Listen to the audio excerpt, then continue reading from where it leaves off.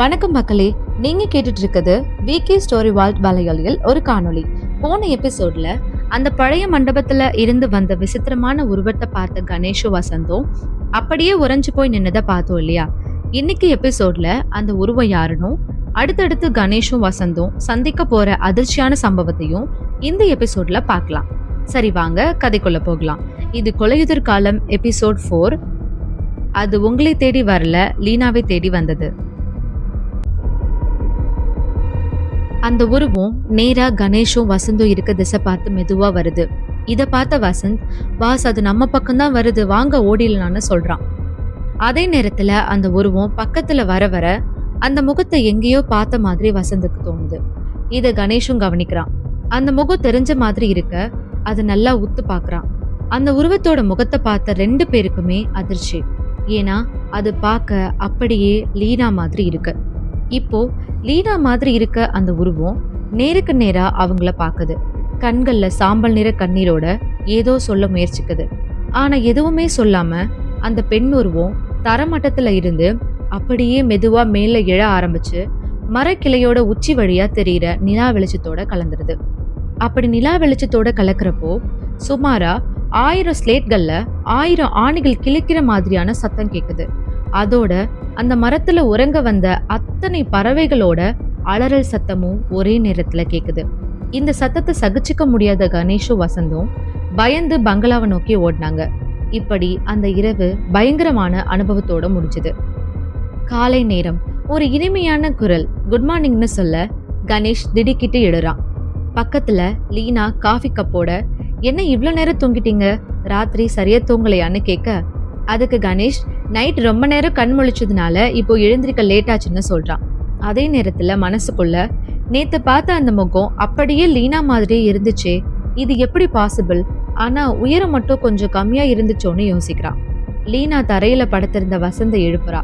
அவனும் திடுக்கிட்டு எழுந்து என்னை விட்டுன்னு லீனா கிட்ட கெஞ்ச, உடனே கணேஷ் முடிச்சுக்கடா வசந்துன்னு அதட்ட, ஓ நீயா லீனா, நேத்து ராத்திரி எங்கம்மா இருந்தன்னு கேக்குறான். என்ன வசந்த், கெட்ட கனவு ஏதாச்சும் கண்டீங்களா, என்னை ஏன் ஒரு மாதிரி பாக்குறீங்க, நேத்து ராத்திரி என் ரூம்ல தான் இருந்தேன்னு சொல்றா. வசந்த் உடனே, உனக்கு யாராவது ட்வின் சிஸ்டர் இருந்தாங்களா, இருக்காங்களான்னு கேக்குறான்.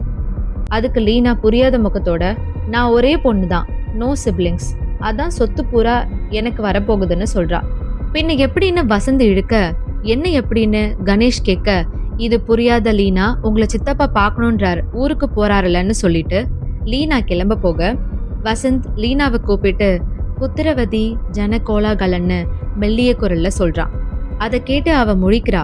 இதை பார்த்த கணேஷ், நீ போமா நாங்க வரோன்னு சொல்லிட்டு மெதுவா ஜன்னல் வழியா அந்த அரச மரத்தை பாக்குறான். நேத்து பார்த்த எல்லாமே நான்சென்ஸ்னு தோண வைக்குது அந்த காலை வேலை. கணேஷ் சட்டுன்னு வசந்த பார்த்து, நேத்து நைட் நீ என்ன பார்த்த, அதை பார்த்ததும் எப்படி தோணுச்சு, அதை நீ எப்படி வர்ணிப்பன்னு கேக்குறான். ஒரே ஒரு வார்த்தையில சொல்லணும்னா பிசாசுன்னு சொல்றான் வசந்த். அப்போ பிசாசு மேல நம்பிக்கை இருக்கான்னு கணேஷ் கேட்க, முன்னாடி இல்ல இப்போ இருக்கு, ஏன் உங்களுக்கு இல்லையா பாஸ்ன்னு கேக்குறான் வசந்த். அதுக்கு கணேஷ் தற்காலிகமாக, அறிவுபூர்வமா காரணம் எதுவும் தெரியாத வரைக்கும், ஏன்னா இதுல 2 ஆச்சரியமான விஷயம் இருக்கு வசந்த். ஒன்னு, எப்படி அந்த பெண் உருவம் லீனா மாதிரி இருக்க முடியும், இன்னொன்னு எப்படி அந்த உருவம் புகை மாதிரி மேலே ஏறி மறைய முடியும். பாஸ், நேத்து பார்த்த அந்த உருவம் சைஸ்ல கொஞ்சம் சின்னதா இருந்துச்சு, நோட் பண்ணீங்களா, அதே நேரத்துல அங்க வந்து அந்த சத்தமும் சாதாரணமா இல்லைன்னு வசந்த் சொல்றான். ஆமா, அது மனுஷ சைஸ்லே இல்ல, கண்ணால பார்த்தத நம்பாமலும் இருக்க முடியல, ஆனா இது என்னன்னு தெரியாம இந்த வீட்டை விட்டு கிளம்ப கூடாதுன்னு முடிவு பண்றான் கணேஷ். இந்த மாதிரி அவங்க பார்த்த அந்த உருவம் அமானுஷ்யமா இல்ல அறிவியலான தீர்மானிக்க முடியாத சூழ்நிலையில இருக்காங்க.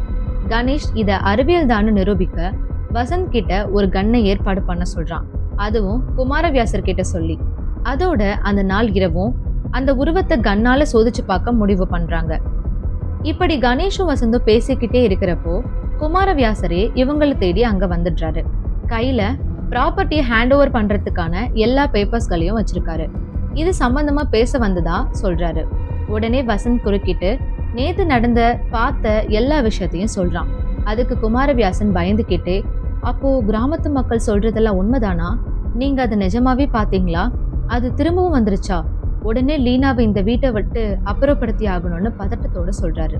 லீனாவை ஏன் அப்புறப்படுத்தணும்னு கணேஷ் கேட்க, அதுக்கு அது உங்களை தேடி வரல மிஸ்டர் கணேஷ், லீனாவை தேடி தான் வந்திருக்குன்னு குமார் சொல்லிட்டு தன்னோட வேலையாட்கள் கிட்ட லீனா எங்கன்னு கேட்க, அவங்களோ லீனா உங்களை தேடி தான் சின்னம்மா கீழே போயிருக்காங்கன்னு சொல்றாங்க.